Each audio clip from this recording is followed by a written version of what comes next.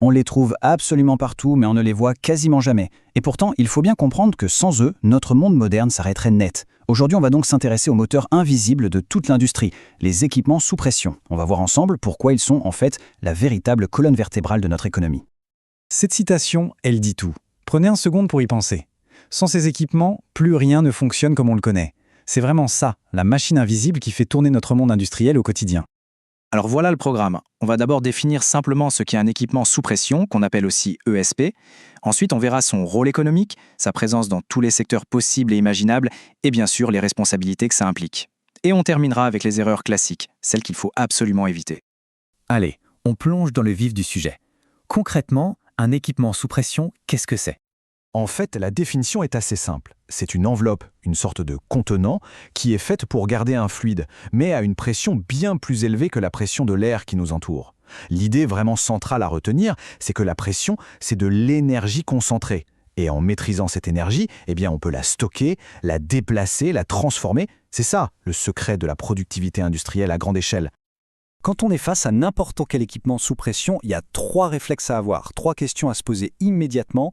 D'abord, qu'est-ce qu'il y a dedans ? Quel fluide ? Ensuite, à quelle pression et à quelle température ça fonctionne ? Et enfin, et c'est peut-être le plus important, quel est le risque numéro 1 ? Est-ce l'énergie stockée, la toxicité du produit, un risque d'incendie ? La réponse à ces 3 questions va tout conditionner, de la conception jusqu'à la maintenance. C'est vraiment le point de départ de toute analyse sérieuse. Bon, maintenant qu'on a la base technique, passons à l'aspect économique. Parce qu'ASCP, ce n'est pas juste un objet technique, c'est un vrai levier de valeur. Voyons voir comment ça marche. C'est un véritable cercle vertueux. En concentrant l'énergie, la pression booste la productivité, les réactions chimiques sont plus rapides, les transferts de chaleur sont beaucoup plus efficaces. Cette maîtrise parfaite permet aussi de garantir la qualité. On contrôle les paramètres au degré et au bar près, donc le produit final est stable, toujours le même. Et logiquement, quand on produit plus vite et mieux, on devient plus compétitif. On a moins d'arrêts et les coûts de production baissent.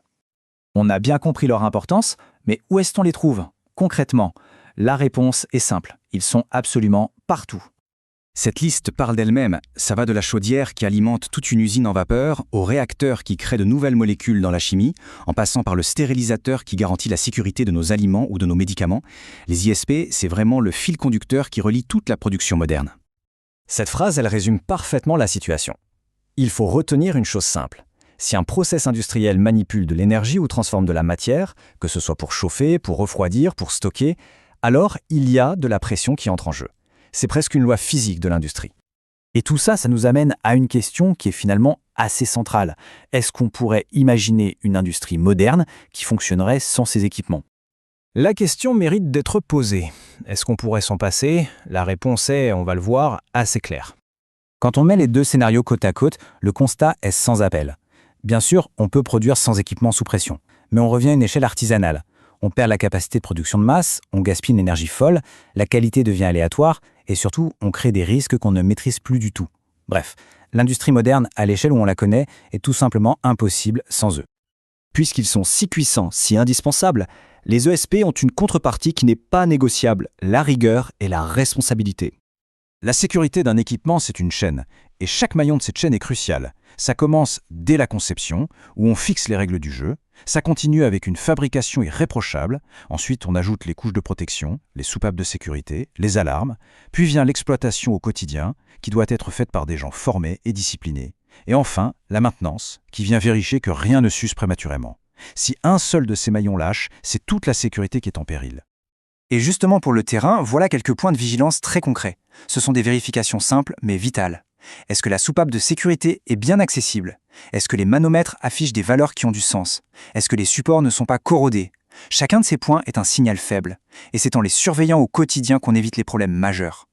On va terminer avec ce qui peut coûter très, très cher. Les erreurs.